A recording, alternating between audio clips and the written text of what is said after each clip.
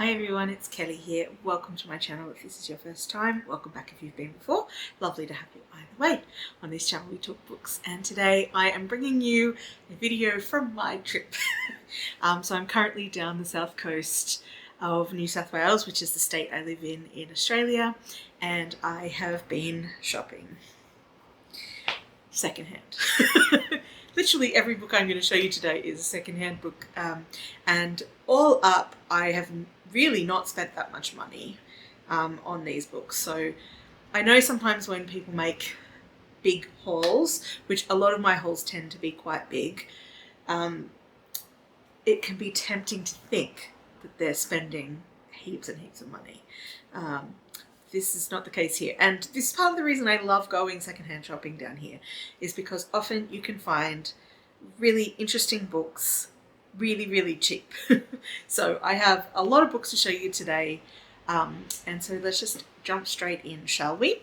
Okay, the first book, and as I said, all of these are secondhand, so everything that you're going to see today, and they're in varying states of second-handness. Some of them look like they've never been read, others look well read, and I love both. I love both of those kinds of books. So the first one is The Singing Bones by Shaun, and this is mostly an illustrated book. It has a foreword at the beginning, two forewords actually, a foreword and an introduction, foreword and an essay at the beginning. The foreword is written by Philip Pullman, who wrote the what are they called? The Subtle Knife, what's that trilogy called? What is that trilogy called? Golden Compass? Is that the first one? Whatever that trilogy is called. Anyway, Philip Pullman. And then a person called Jack Zipes, I don't know, but that's who wrote the essay.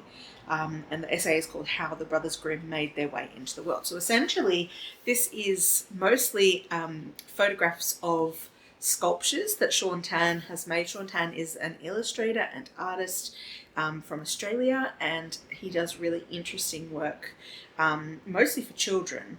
But for this book, he has interpreted fairy tales into sculptures, and as you can see from the front, and this very cool one on the back as well, they're in sort of like definitely his style. I'm going to find a couple just to kind of show you how cool they are. Yeah, so I was really excited to find this. I own quite a lot of Shaun books. That one is cool. But I didn't have this one, so I was really pleased to find it. Yeah, they're cool. I really like his sculptures and his art, so I'm very happy to now have this one in my collection. I'm starting with like the biggest, like physically biggest books, because I'm going to need to make 2 giant stacks of these books afterwards. So more big ones. This is a lovely copy of Wuthering that I found. As with all classics, I don't usually give the synopsis of them when I'm doing a haul, because they're classics. Like if you don't know what it's about, you can go look it up. Like it's whatevs. Anyway, Wuthering Heights. And I just thought this was like a cool edition. And then I discovered it's illustrated. So throughout this book, there are these like very cool artworks. There are like little page illustrations occasionally as well, but the money is full color plate. And also inside was this like little pamphlet about the book as well. So I thought that was like a really cool find. And then the other big hardback that I've got, and there is one more hardback, but it's a smaller one, is this one, which is In the Midst of Winter by Isabel Allende. I have only read one book by Isabel Allende, which is House of the Spirits, which is like an epic family saga. And her writing is like, can be a bit difficult to kind of get into at first, but I really enjoyed that by the end. But yeah, this one is, as I said, called In the Midst of Winter. And the synopsis for this one is, amid the biggest Brooklyn snowstorm in living memory, an unexpected friendship blossoms between three people thrown together by circumstance. Richard Bowmaster, a lonely university professor in his 60s, slides on the ice and hits the car driven by Evelyn Ortega, a young undocumented migrant from Guatemala. But what at first seems an inconvenience takes an unforeseen and darker turn when Evelyn comes to him and his neighbour, Chilean academic Lucia Maraz, desperately seeking help.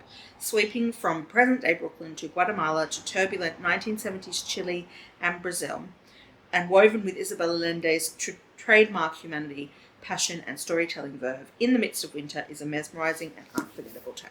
So that just sounded really good, and having read an Isabel Allende book before and enjoying it, I thought this would definitely be one to add to the collection. This one was, because Isabel Allende has been publishing books for quite some time, so it's probably good to know where this one sits. So this one was published in 2017, so it's one of her more modern ones. Okay.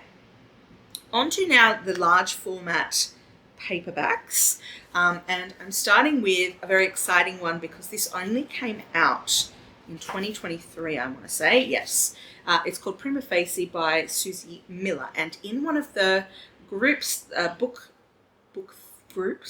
related groups that I'm in, chat rooms I'm in, somebody just posted about this and said they just finished reading and it was really good. So I'm pleased, like that was literally the day after I found this secondhand, so I was very excited about that. So this is an Australian author, which I believe, yes, I think so. I've never read anything by Suzie Miller before, but the concept of this book just sounds really really good. So it says, Tessa is a thoroughbred, a young, brilliant barrister from a working class background, now at the top of her game, defending, cross-examining and lighting up the shadows of doubt in any case. The law is a game and she is its most talented player. One sickening night, though, Tessa finds herself in a position countless women, 1 in 3, have been in before her, and she's faced with a gut-wrenching, life-changing decision. Will she take the stand to testify about her rape with the full awareness that the system has not been built to protect her? Drawn from the internationally acclaimed play, Prima Facie is a propulsive, raw look at the price victims pay for speaking out and the system that sets them up to fail.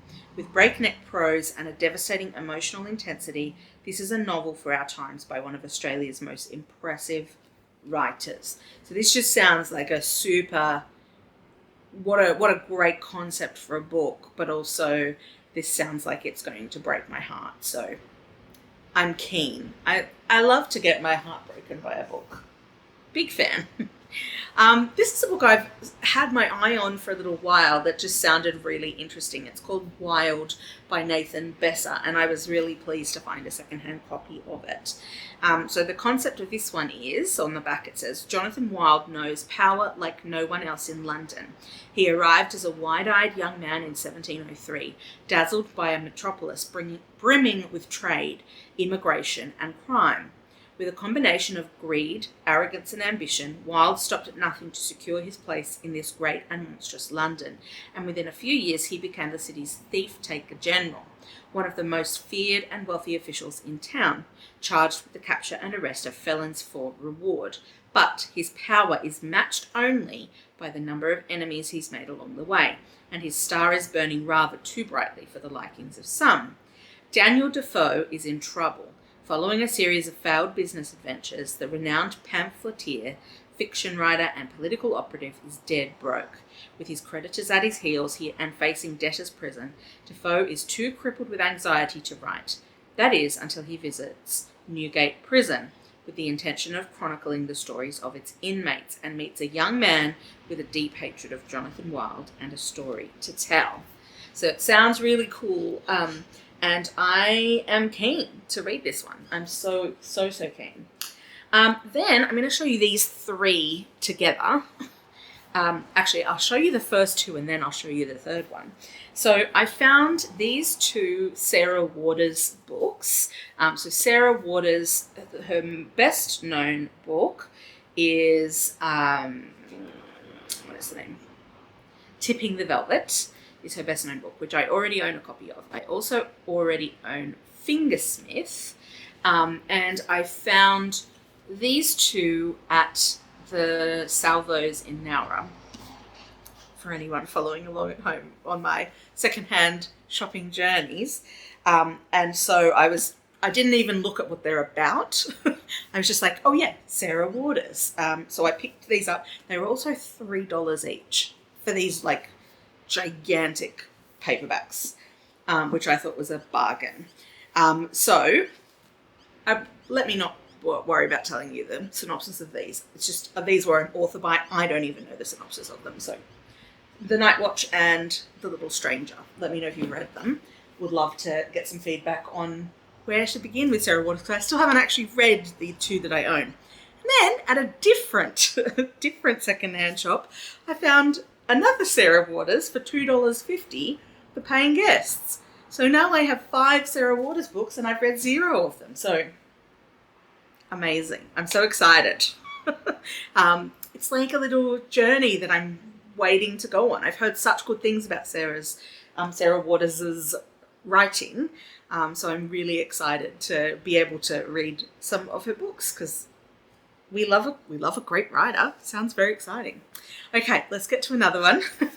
This one is True Biz by Sarah Novic. I've heard quite a lot about this. I've heard mixed reviews of it, actually. However, some people really, really love it. And the concept of it sounds really interesting to me. So, True Biz. The students at the River Valley School for the Deaf just want to hook up, pass their history finals, and have politicians, doctors, and their parents stop telling them what to do with their bodies. That resonates with me very much, the bodily autonomy side of things. This revelatory novel plunges readers into the halls of a residential school for the deaf, where they'll meet Charlie, a rebellious transfer student who's never met another deaf person before, Austin, the school's golden boy whose world is rocked when his baby sister is born hearing, and February, the headmistress who is fighting to keep her school open and her marriage intact, but might not be able to do both. As a series of crises, both personal and political, threaten to unravel each of them, Charlie, Austin, and February find their lives inextricable from one another and changed forever. This is a story of sign language and lip reading, disability and civil rights, isolation and injustice, first love and loss, and above all, great persistence, daring and joy. Absorbing and assured, idiosyncratic and relatable, True Biz is an unforgettable journey into the deaf community and a universal celebration of human connection. So, the concept of this book sounds so interesting to me. So finding it secondhand, I was like, yes, please. Yes, please. So that's one that I did already know about when I found out about it. And the last of the big paperbacks, which is my preferred format.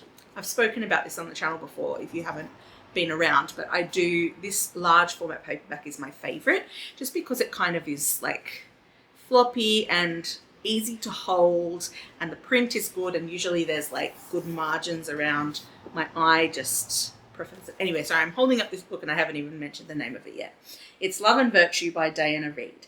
Now, the reason I picked this one up, and I don't know much about the plot of this book, is that my sister-in-law, so my brother's fiance, loved this book. I think she gave it 5 stars, if memory serves, Louisa. You can let me know if it's 5 stars or not. I'm pretty sure I remember seeing that you gave it 5 stars. So I thought I would, when I saw it, I was like, I'll get that book because Louisa recommends, obviously. So let me look at what the synopsis of it is now. Didn't even look at it in the shop. I just bought it because it was $3. So it says, are you a good person or do you just look like one? Whenever I say I was at university with Eve, people ask me what she was like, skeptical perhaps that she could have always been as whole and self-assured as she now appears, to which I say something like, people are infinitely complex. But I say it in such a way so pregnant with misanthropy that is obvious. I hate her. Michaela and Eve are two bright, bold women who befriend each other their first year at residential college at university, where they live in adjacent rooms. They could not be more different. One assured and popular, the other uncertain and eager to please. But something happens one night in O Week, a drunken encounter, a foggy memory, that will force them to confront the realities of consent and wrestle with the dynamics of power. Initially bonded by their wit and sharp eye for the college's mix of material wealth and moral poverty, Michaela and Eve soon discover how fragile friendship is and how capable of betrayal they both are. That sounds really good. So yeah, very excited to have this one in my collection now, and I just need to read it so I can talk about it with Louisa. Okay, let me just move my next stack closer. Okay, I'm gonna just divide this stack up a little bit. Excuse me if I bump you a little bit here. Okay. On to the next one. Now, this is another hardback, and it is Greek Lessons by Kang, who is the author of The Vegetarian. So I own a copy of The Vegetarian. I also own another Kang book. Do we have a list of books they have published? No. What's the other one? I want to say it's like... God, I can't even think what it's called. Anyway, I have another one as well. But this one I have heard, again, mixed things about, but again, it was super cheap, so I just decided to pick it up anyway. So it says, for the first time, Human Acts. Is that the other one? It's another one that's... Anyway, okay, it says, for the first time in English translation, Kang's follow-up to The Vegetarian... Oh, so this was the second book. Okay. In a classroom in Seoul, a young woman watches her Greek language teacher at the blackboard. She tries to speak, but has lost her voice. Her teacher finds himself drawn to the silent woman, for day by day he is losing his sight. Soon they discover a deeper pain binds them together. For her, in the space of just a few months, she has lost both her mother and the custody battle for her 9-year-old son, while for him it's the pain of growing up between Korea and Germany, being torn between two cultures and languages. Greek Lessons tells the story of two ordinary people brought together at a moment of private anguish. The fading light of a man losing his vision, meeting the silence of a woman who has lost her language. Yet these are the very things that draw them to one another. Slowly, the two discover a profound sense of unity, their voices intersecting with startling beauty as they move from darkness to light, from silence to expression. Greek Lessons is a tender love letter to human intimacy and connection, a novel to awaken the senses, vividly conjuring the essence of what it means to be alive. It sounds interesting. So I now have that one for my collection, which I'm excited about. The next one is Home Fire by Kamila Shamsie. Now this one, it says on the front that it was longlisted for the Man Booker Prize in 2017, but I want to say it might have won. So perhaps this edition came out before the winner was announced, possibly. So this one I picked up knowing that this was like a well-loved book, but not really knowing what it's about. So let's find out together. Isma is free. After years spent raising her twin siblings in the wake of their mother's death, she resumes a dream long deferred, studying in America. But she can't stop worrying about Anika, her beautiful, headstrong sister back in London, or their brother Parvez. I'm sure I'm saying that wrong. Sorry. Who's disappeared to prove himself to the dark legacy of the jihadist father he never knew. Then Ayman enters the sisters' lives. The son of a powerful British Muslim politician, he has his own birthright to live up to or defy. The fates of these two families are inextricably, devastatingly entwined in this searing novel that asks, what sacrifices will we make in the name of love? That sounds explosive. Love it. The next one has a title that might seem offensive to some. However, the author of this book is Lebanese, so he's allowed to say the Lebs, and that is the name of this book. book. So the author is called Michael Mohammed Ahmad. I have read one other book by him. This, I believe, was his debut. And then the one that I read was the one that was nominated for it would have been the Miles Franklin maybe 2 years ago. The name of which escapes me, but I will pop it on the screen for you. And I really liked that book. I don't think it will say what it is here because... Oh, this is not his debut. Sorry, his debut looks like it was The Tribe. So this must have been his second book. Anyway, I read the other book and really enjoyed it, and I'm pretty sure that this is the same character that's in that other book as well, because I'm sure he was called Barney Adam. B-A-N-I, Barney, not B-A-R anyway. Anyway, that's what it says on the back. So anyway, if anyone knows and can tell me if that is the case, then please do let me know down in the comments. So it says, Barney Adam thinks he's better than us. They say over and over until finally I shout back, I have something to say. They all go quiet and wait for me to explain myself, redeem myself, pull my shirt out, rejoin the pack. I hold their anticipation for 3 seconds, and then, while they're all ablaze, I say out loud, I do think I'm better. As far as Barney Adam is concerned, Punchbowl Boys is the arse end of the earth. Though he's a leb and they control the school, Barney feels at odds with the other students who just don't seem to care. He is a romantic in a sea of hypermasculinity. Barney must come to terms with his place in this hostile, hopeless world while dreaming of so much more. I mean, it sounds very similar to the character in the other book, so I'm pretty sure it's the same guy.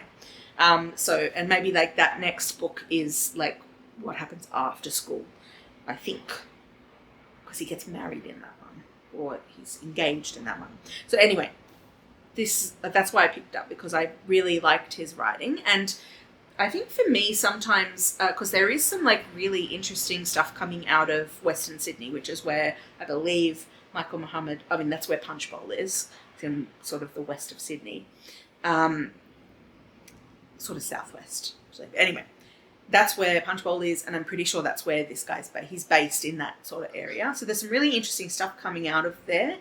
And sometimes I connect with it and sometimes I don't. But I think the thing about his writing in the other book that I read of his is that it, even though I don't share necessarily all of the cultural stuff that's in it, like the stuff that he's talking about being someone of Lebanese background, and so on, and like this cultural expectations of being like the next generation. So your parents were the ones who immigrated, and then you are now like, it's the next generation of immigrant parents, and sort of like the pressures of that. That's what a big theme of the other book. And obviously I don't relate to that because my family has been in Australia for multiple generations, but the way he wrote about it just made it like I connected with it still, which I think is a really powerful thing to be able to do, is to like help people who do not share that same cultural legacy to like connect with the story that you're telling. So anyway, I'm hopeful about this one too because of the other book of his that I read. So then I found this one, which is Girls Can Kiss Now, Essays by Jill Gutowitz. Is that how you say that? Gutowitz? Anyway, I apologise if I've said that incorrectly. So this is a non-fiction book as far as I can tell. Oh God, that text is small. Oh, I don't like that. I do not like that font. Ugh. Maybe I should have opened this before I picked it up. Oh well. Okay. It says, Jill Gutowitz's life, for better and worse, has always been on a collision course with pop culture. There's the time the FBI showed up at her door because of something she tweeted about Game of Thrones, the pop songs that have been the soundtrack to the worst moments of her life, and of course the pivotal day when Orange is the New Black hit Netflix and broke down the door to her sexuality. In these honest examinations of identity, desire and self-worth, Jill explores perhaps the most monumental cultural shift of our lifetimes, the mainstreaming of lesbian culture. Dusting off her own personal traumas and the artifacts of her not-so-distant youth, she examines how pop culture acts as a funhouse mirror, reflecting and refracting our values, always teaching, distracting, disappointing, and revealing us. Girls Can Kiss Now is a fresh and intoxicating blend of personal stories, sharp observations, and laugh-out-loud humour. This timely collection of essays helps us make sense of our collective pop culture past, even as it points the way toward a joyous, uproarious, near, and very queer future. I don't like when people describe things as laugh out loud funny, because if I don't laugh out loud, it isn't. So we'll see. We'll see, Jill. Girls Can Kiss Now. So that's another one I've now got. Okay, then I've got a little collection of smaller paperbacks, by which I mean smaller format paperbacks. One of those is Middlesex by Jeffrey Eugenides, who is the author of The Virgin Suicides, is the one that I'm pretty sure that he wrote that I know. And this one has been out for a while. I have a copy of it, I'm pretty sure, on my Kindle, but yes, The Virgin Suicides. I have a copy of this on my Kindle, but because it's so big, like it's a thick book, I find those really hard to read on a Kindle because I don't get the sense of making progress through the book that you do when you have a physical book.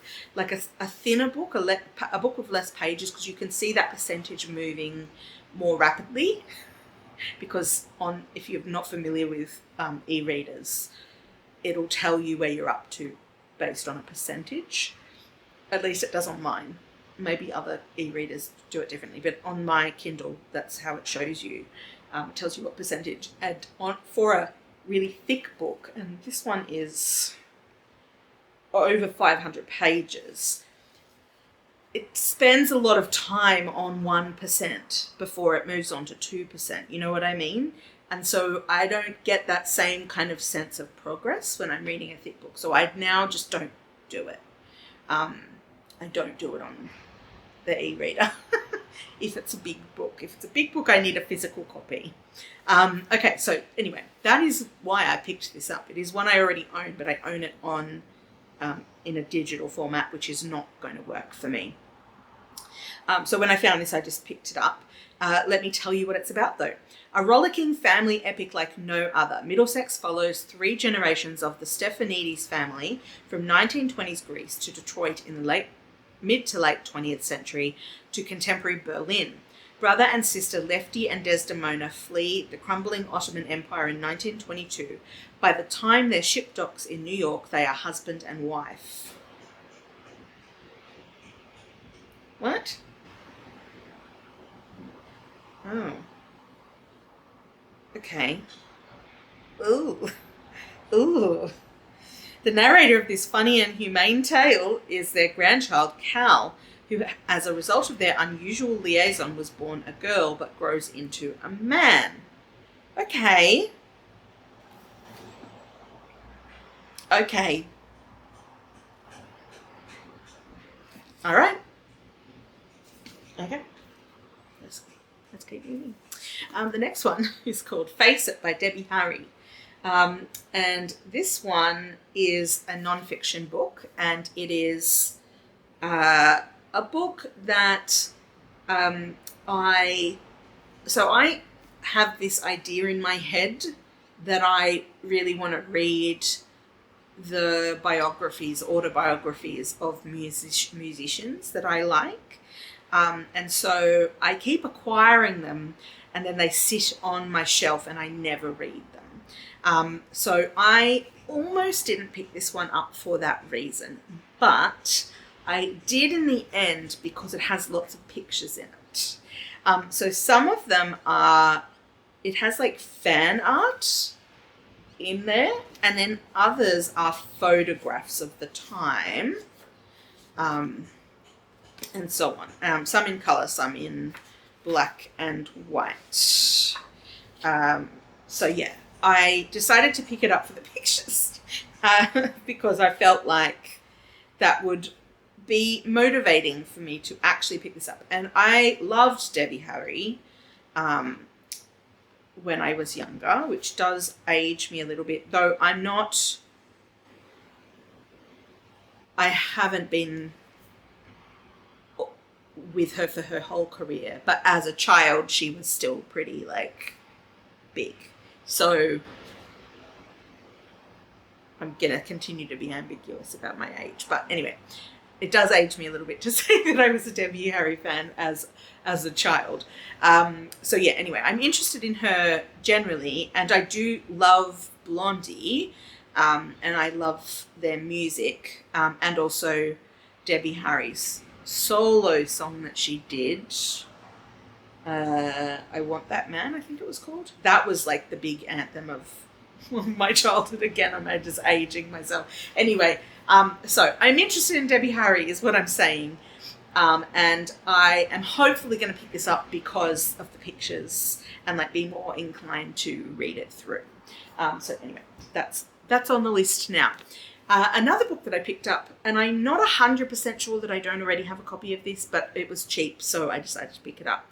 A Man Called Ove by Frederick Backman. Frederick Backman's another author that I own several books of, and I have never read any. And I know that his work is beloved by lots of people, and I definitely need to give it a go. So yeah, anyway, I now have this one. I won't tell you what it's about. It's a pretty popular book, so you can look it up. And again, another author that I have several books of and still haven't read is Elena Ferrante.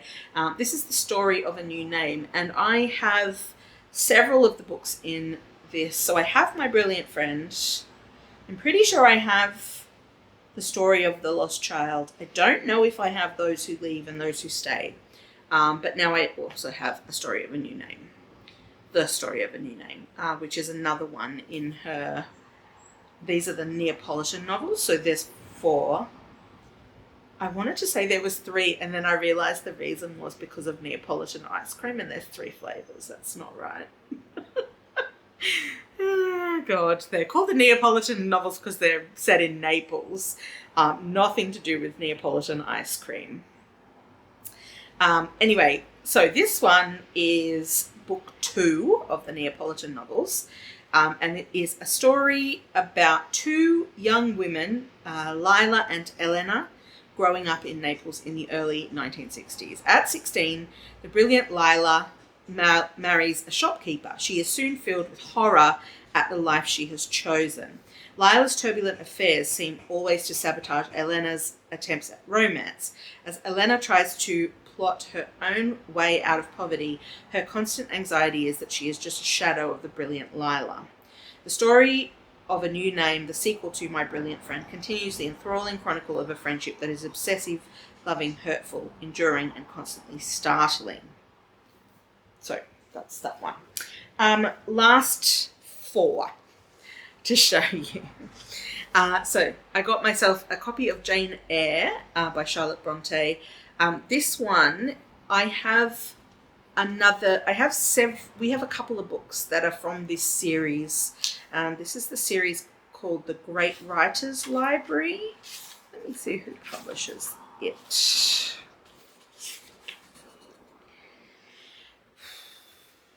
Marshall Cavendish, Smith, Elder and Company.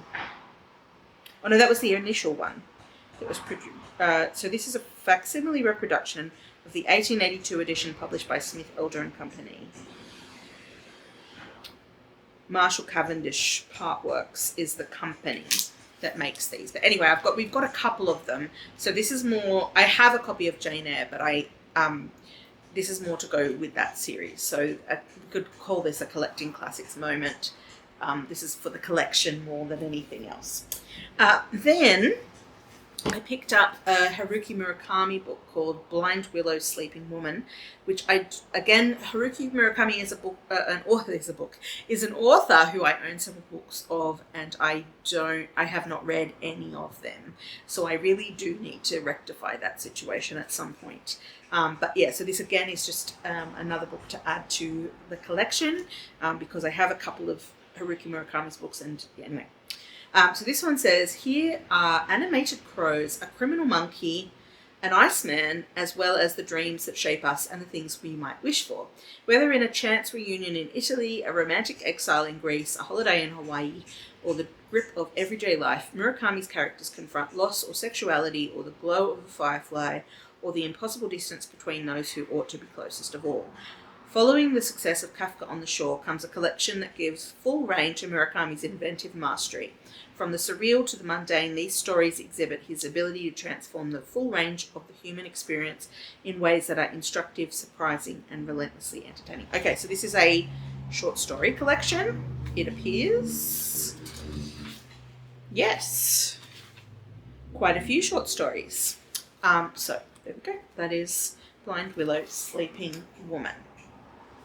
I got another book for my Georgette Heyer collection, and I now have a spreadsheet for Georgette Heyer so that I don't accidentally buy books I already own, because I now have quite a few, but she's written heaps.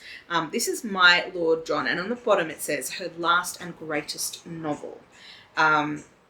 So I believe this one is her last novel. Which means that it's probably one of the ones that's in the like random assortment, like the other section of her books, because she has different periods that she sets her books in. So there's like a set of them that are set in the Regency times, for example, and then other time periods as well. So this one says, French wars, Welsh rebels, Scottish raiders, the pomp and pageantry of Lancastrian splendour filled the colourful turbulent years of 14th and 15th century England. Amid the changing passions and loyalties in that era of high adventure, John, the loyal and likeable third son of Henry IV, grew to manhood fighting for his father on the northern marches. His greatest ally against contentious nobles and court intrigues was the brother he loved best, Harry, the future Henry V, whose words and deeds were to inspire both friend and foe. So that's that one. And the last book that I bought is an ex-library book. And it's a non-fiction book about saints. So it's a visual guide to the saints. And inside it will have, for example, a full picture of an artwork of the saint and then like a little description about them, which I think is really cool. So not being a Catholic, I don't really know that much about saints, but I do like religious art, and I just thought it would be interesting to know about some saints. So just a kind of a little guide to help me learn.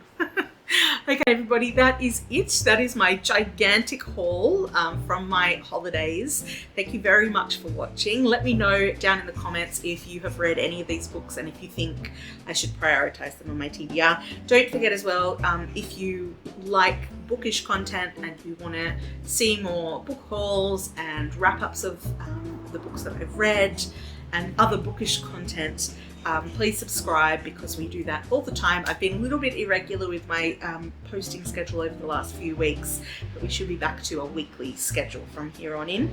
So please do feel free to subscribe if you would like to find your way back here again. Thank you very much for watching, and I will catch you on the next one. Bye!